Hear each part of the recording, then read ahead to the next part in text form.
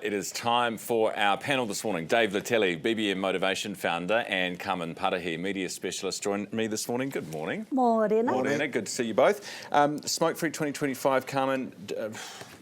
I mean, we're so close. Can I start rolling my eyeballs now? Go ahead. Good Go ahead. Lord. What are you rolling them for? Because we're not there, or because what? Oh, it's a failure. How else can we describe this, right? It's a failure. We started this because smoking rates and outcomes for Māori was at around 40%. It has come down to 16.4%. But that's great. And it's great, it's improved. But just in the last 3 years, it's plateaued. Now Māori women rates have started to creep back up. We're going up. And Pacifica rates are double. You know, the only group that is at 5% is Pākehā women. Oh, okay. Which is great for Pākehā women, but the outcomes for this were for Māori smoking rates. And now that we've changed the law, we've repealed the Smokefree Act, the 2025 Act, we've also given a tax exemption to our heated tobacco products. Millions of dollars going. But that's to get them off smoking. You do that instead of smoking. Yep. So what? That in itself is an issue which we've talked about over and over again. Carmen, why is a Pākehā woman more likely to quit smoking than you? Their rates are already lower. So here's the other reason it's a failure. So in 2010, 2011, when this first kicked off, 3 times as much Māori were smoking to non-Māori, Pākehā, sorry. And so that hasn't changed. We are still 3 times more likely to be smoking. And there's a whole range of issues around it. So it is, it's around poverty. And people go, well, how can you be poor and smoke? When you have all in your life, when you don't have much, you need something. When you come from homes where there is smoking, that is very difficult to change as well. So there's a whole lot of reasons and a whole lot of things that have to happen for all complex issues like stopping smoking. And one of them is role modelling not smoking, right? But even then, that doesn't mean that you will stop smoking. Okay. So a lot of our kids, you see them, they're all vaping. Yeah, they're vaping. I really see little difference between smoking tobacco and smoking vapes. Well, one is much better for you. Yes. But it's not great, is it? No. Yeah. I just love listening to Carmen. Yeah, same. I get all this advice and ammunition.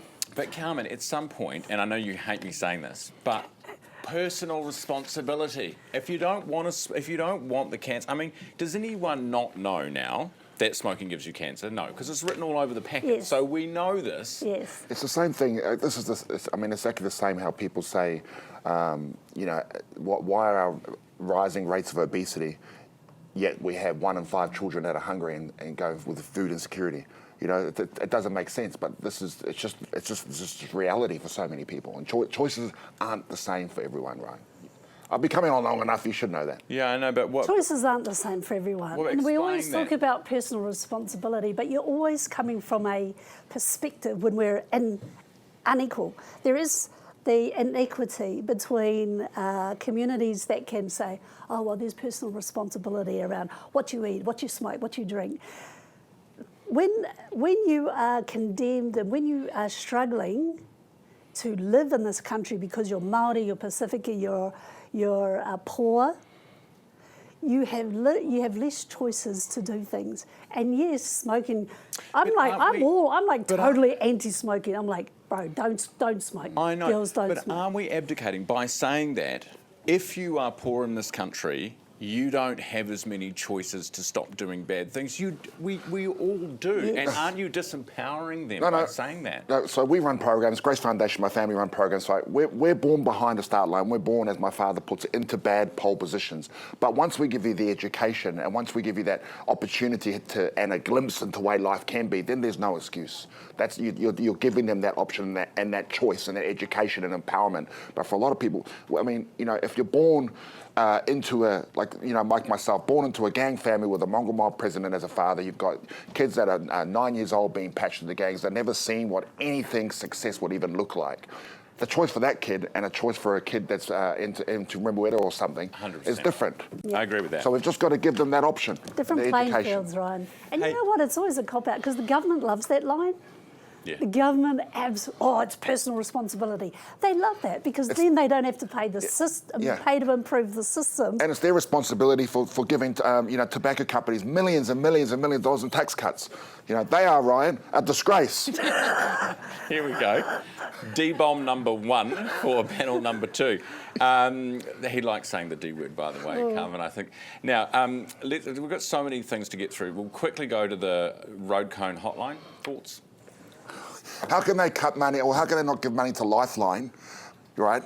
And they're going to do this. Again, Phone line or that's Lifeline? absolute disgrace, Phone Ryan. line or Lifeline? Disgusting. Okay. All right, very good. We can leave that one.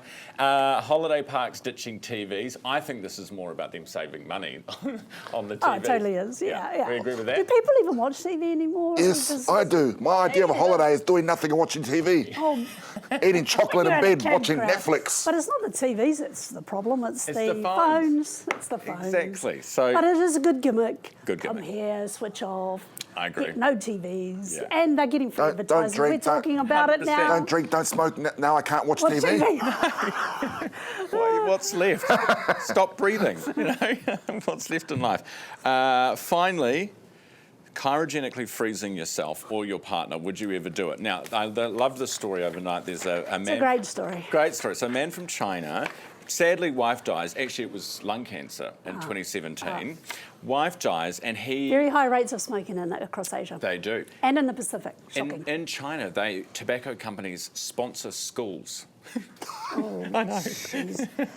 Well, when I lived there, they did. I don't know if they still do it now. Anyway, so guy's wife dies in 2017, and he cryogenically freezes her because he wants, and apparently there are 500 people around the world who are cryogenically frozen right now, in the hope that one day we will have the technology to bring them back to life. Reanimate them, yes. Reanimate them. And now the story is funny because he's got a new girlfriend now and the internet hates him because they're like, hey, you got your wife on ice over here. And your girlfriend out, warming you up, yeah. Exactly. Oh, dear. Would you ever do this cryogenically frozen thing? Okay, two things. One, from a tikanga Māori perspective, it's a very strange and odd thing for us to do. But from a Star Trek fan perspective, which I am, and I'm happy to say that publicly, I have dreams. I said to my kids, I wouldn't mind if I was cremated, put in an urn and chucked out into space so that one day aliens could reanimate me and I could turn up in some alien world far, far away. And what did your kids say to They're that? like, oh my God. What's wrong with But that? they might actually do it as well. Yeah. What about you, Dave? Oh man, I had an experience with this last night. I could have frozen my wife last night. Well, you kind of did. You chilled her out after she I did not talk all the way home. We were into Metallica. 3 songs in she lasted. And it was a very frosty ride home, that's for sure. A chilled environment. Why did she want to leave? Didn't like the... She said, I'm not in Kansas anymore, Toto. Rock and roll! I was a bogan from way back. Yeah, I was very happy. I love Metallica too. Do you? Yeah. Well, there's one word to describe your wife last night. Dave? Disgrace! We're not going to use that on socials. Dave, I wouldn't go home for a while if I was you after that one. Dave Letele and Carmen Parahi, good to see you both this morning. You. Hopefully I'll see you again, Ryan. Yeah, hopefully we will. You're banned. You might be cryogenically frozen by the time you get home.